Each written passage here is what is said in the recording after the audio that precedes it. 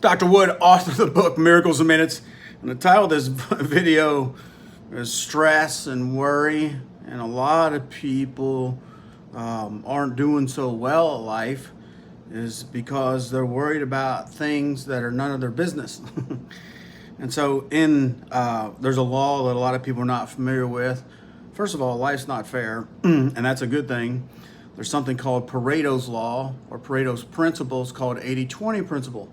A lot of people are not familiar with this. So let me give you a construct behind it. This is why your life's so hard. This is why you're stressed out a lot and you're struggling, is because when you do put your heart into something and efforts, you're putting it into, let's just call it imagine a bucket that you have, and you're going to fill it up with water. Okay, so you got to walk down to the creek, fill up your bucket with water, and bring it back and bring water back to your house. You fill up the bucket with water. You walk 2 miles to get there. You fill it up. You walk 2 miles back through the snow barefoot. Come all the way back, and there's hardly any water in your bucket. You got a hole in your bucket. You're doing a lot of work, but you're not gleaning much. So that's 80-20 principle. So in other words, you're putting efforts into something, and you got a hole in your bucket, and where you put efforts in, it just doesn't pay. You can see that when you go to work. You're working for money versus money working for you. The school system doesn't teach people this.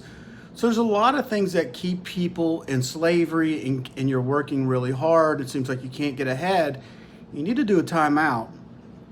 Not put you in the corner and maybe put you in the corner and think about what the hell you're doing, because it's not that you're a bad person. It's maybe the way or the beliefs and the philosophy you have about life just doesn't work. So that's just the first thing. It's like, maybe you're not such a bad person after all. Maybe, I like the fact that you take effort. The question is, are you putting effort into something that's pretty much guaranteed to fail, or you barely glean anything? You put in 80% work and you get a 20% paycheck. That's frustrating. So you're frustrated and you're overwhelmed. That's part of what causes a lot of stress in people's lives. The other thing is everybody wants to be, quote, a good person.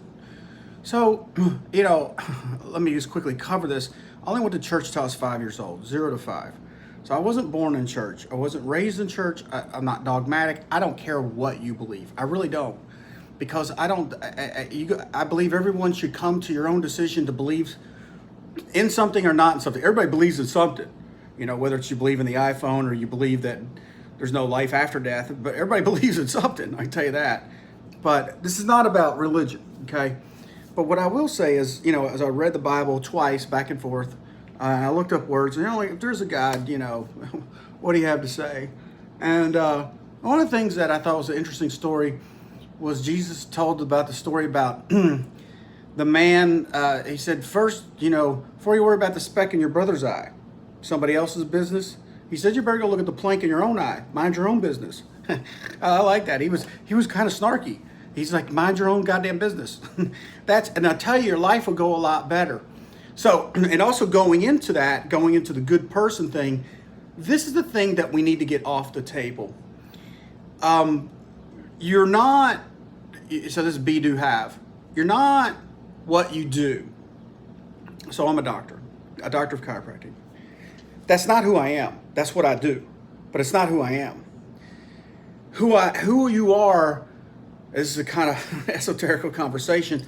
This really is a mystery. Who you are, it's kind of like God. Like, I didn't know I could cook. I didn't know I would ever write a book. I didn't know any of these things. I don't know what's in me, and it's kind of your whole life is a self-discovery. So you're kind of a mystery, and Grant Cardone and the Navy SEALs. You always find out it's not until you reach the end of yourself, the end of your rope, that you can do 10 times more than what you think you can, whether it's David Goggins and his book, You Can't Hurt Me. There's a lot more in you, and we're only held back by what we believe, okay? And our beliefs are typically self-limiting. This causes problems, and we don't think we can do things until you get it done. And usually it's when you're out past your comfort zone, and that's the thing. So beliefs can be very limiting, and they hinder us in life, and that causes us a lot of stress because how we think about it. So So what I want to get off the table is let's forget if you're a good person or a bad person. Let's just say that Jesus settled that. Okay, you don't have to believe in that. He's like, don't worry about it. I got you covered. So this way that escapes us from shame, because shame is I'm not a good person. I'm not lovable, and we determine that by if whether or not other people love us.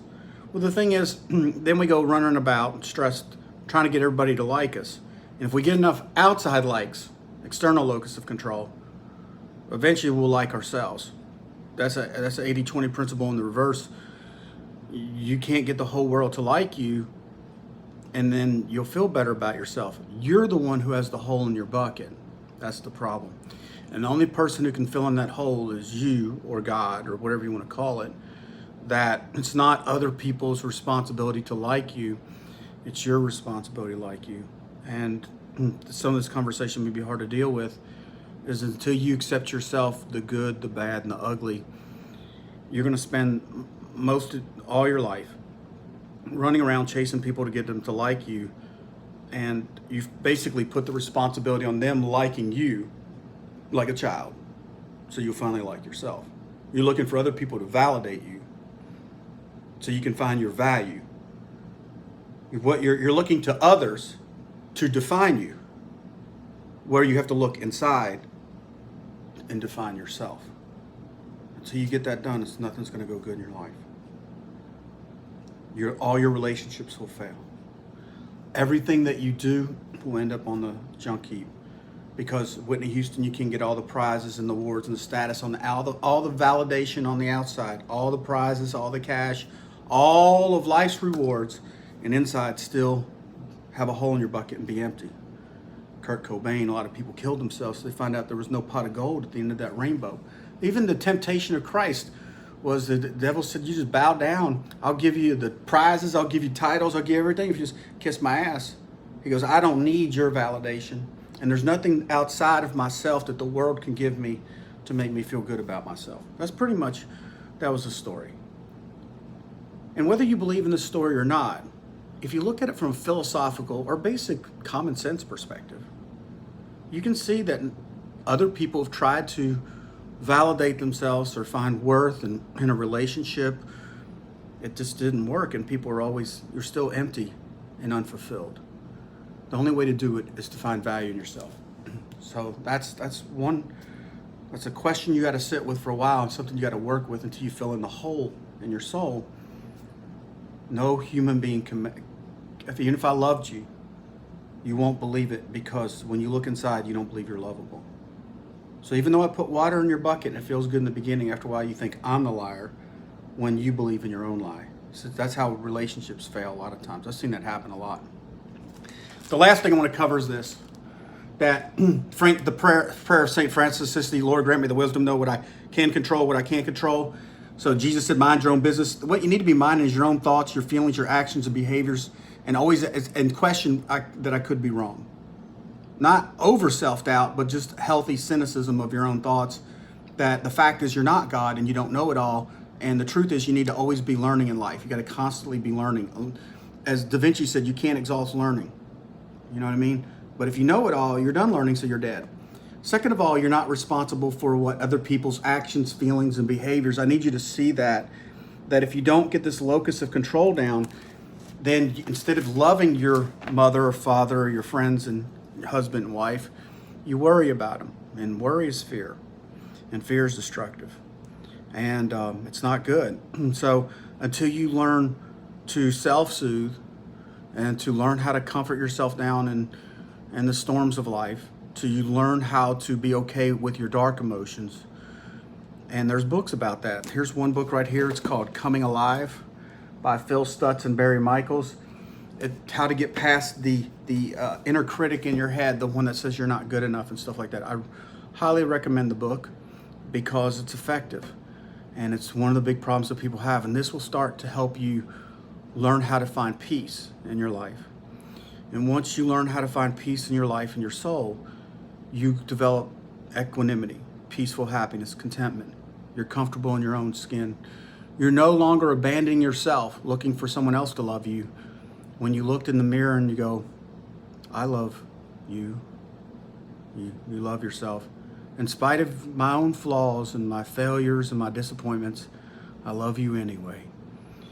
And when you get to that point, that's when you feel whole and holy, and you start to have fulfillment. Nothing in your life is going to work until you won't have joy until you handle that problem. Dr. Wood, have a good one.